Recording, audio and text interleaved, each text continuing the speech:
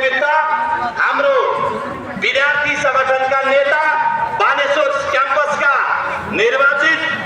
सोभियु सभापति भूमिराज अधिकारीलाई आफ्नो छोटो र संक्षिप्त मन्तव्य राखिदिनु हुन म हार्दिक अनुरोध गर्दछु। भूमिराज अधिकारी।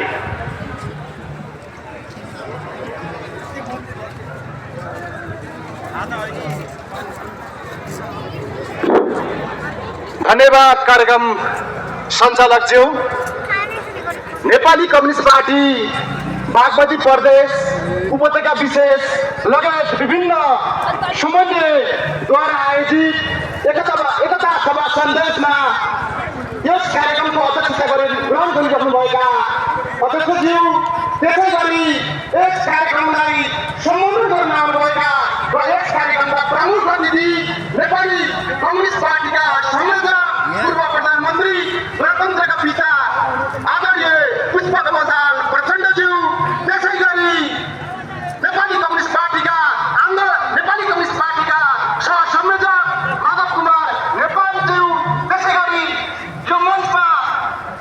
अतिथिको रूपमा विशिष्ट अतिथिको रूपमा बस्नुभएका अतिथिहरू लगायत नेपाली कम्युनिस्ट पार्टीका केन्द्रीय सदस्यहरू, पदाधिकारीहरू र विभिन्न जनवर्गीय सङ्गठनका प्रतिनिधिहरू, यो बागमती प्रदेशका विभिन्न जिल्लाबाट आउनुभएका तपाईँ आदरणीय जनसमुदायहरू, विद्यार्थीहरू, मजदुर सङ्घका नेतृत्वगणहरू लगायत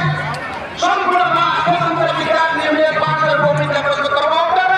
जेन्जी पुस्ताबाट स्वीकार क्रान्तिकारी लालसभा भनिरहेछन्। आजको यस सभा केवल राजनीतिक सभा मात्र होइन, आजको यस सभा जेन्जी पुस्ता, जेन्जी युवा विद्यार्थीहरूको मनोभाव समात्ने सभा र आगामी यो सङ्कटको परिस्थितिमा गइरहेको देश निर्माण गर्ने, भविष्य निर्माण